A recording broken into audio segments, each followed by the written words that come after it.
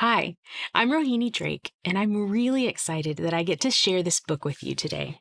It's called When God Made the World, and it was written by Matthew Paul Turner and illustrated by Gillian Gamble.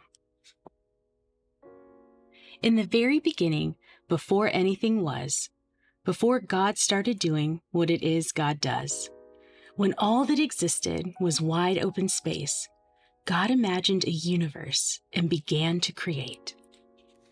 God hung trillions of lights, stars big and stars bright. God turned the dark sky into a glorious sight. God put planets in places, with moons in some cases, and galaxies that reach the outermost spaces. God made comets that fly with tails through the sky, and asteroids and meteors that sometimes zoom by. And with cosmic explosions, God set space in motion, causing planets to orbit their suns with devotion.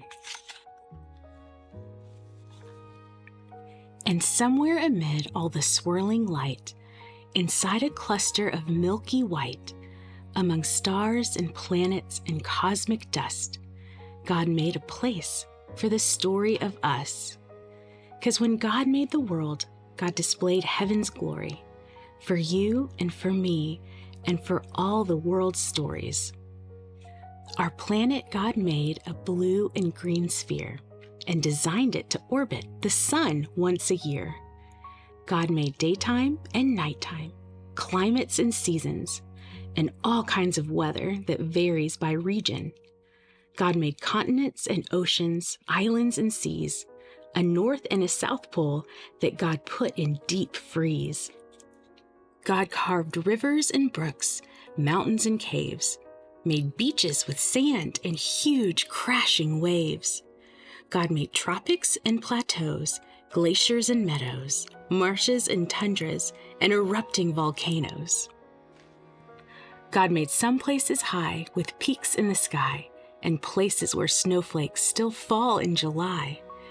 And in quite a few spots, God made it so hot, should you visit, just know that you must drink a lot. God made valleys so low and geysers that blow, and under Earth's surface, God put well springs that flow.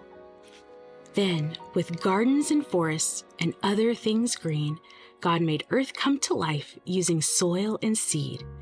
God made cypress and pines, bushes and vines, all kinds of trees with leaves God designed.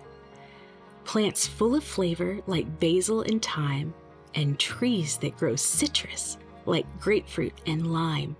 God made flowering plants and plants that enchant. While most you can touch, God made some that you can't. Roses, be warned, are prickly with thorns, and there's an African melon God covered in horns. And poison ivy's backlash, giving you a rash. Wherever it touches, you'll itch and you'll scratch. But don't let that stop you. Run barefoot through grass, pick a flower or two, or a bouquet, perhaps.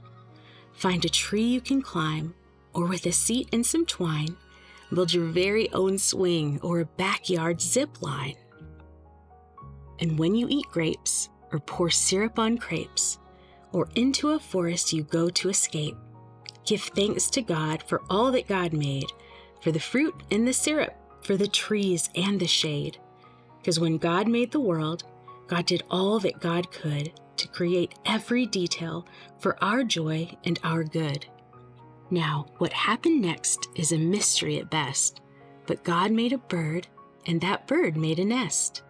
So God filled the sky, perhaps over time, with birds and more birds, and most learned how to fly.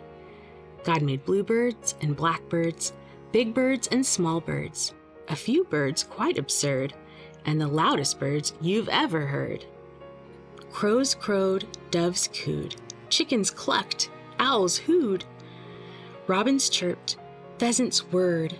The world got noisy when God made birds.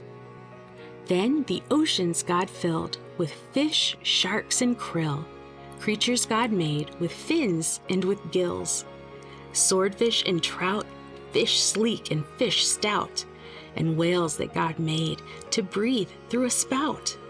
God made sea rays and eels, fish red, yellow, or teal, and some fish so odd that they hardly look real, like a fish that has fangs, or a monster-like face, or a fish that flies, or makes its body inflate.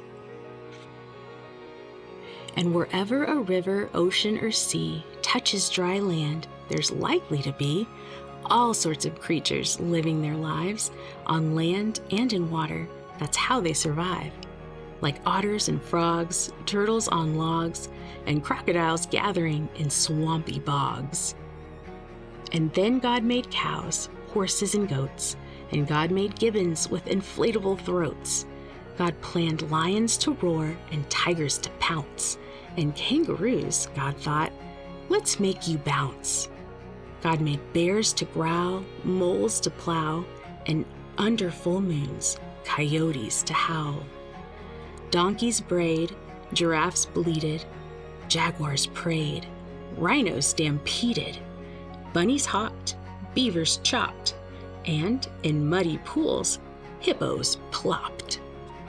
Yes, all living creatures from whales to snails, from those covered with feathers to those covered with scales. Each God designed with a home in mind to develop and evolve if needed over time. Because when God made the world, every creature on earth became a part of life's circle, having value and worth. And God made people like you and me, people with souls, people with stories, a global family tree. God made us all flesh and bone, covered in skin, and made all our bodies to have hearts beating within. God gave us bellies and legs, fingers and toes, and fashioned our faces with eyes, mouth, and a nose. God made our bodies uniquely equipped for walking and talking, to eat and to skip. God wired our brains to feel love and feel pain, to process and learn, to read and retain. But despite all we share, we're also unique. God made us all human with just a few tweaks. Each of our faces, bodies, and traits, our skin tones, our features, God did create. God made some people shy and some people loud, and some people who thrive in the midst of a crowd. Some make music and some like math, and some are prone to blaze their own path. But always remember, because this much is true, God had a purpose for making you, you. So use every gift, every talent or shtick, make the world better with your God-given trick. Bring smiles to faces, show love and good graces to those who need hope in all different places. Discover a star, a planet, or moon, or help keep a forest from dying too soon. Save a whale, hug a tree, protect every bee, recycle, repurpose, reject apathy. Because all of creation whispers God's story. The mountain, the ocean, the blue morning glory, the raindrops, the sunshine, the grapes on the grapevine. With nature, God gives us a glimpse of divine. And just like a star might showcase God's light, or a waterfall give us a sign of God's might, the same could be said of me and of you.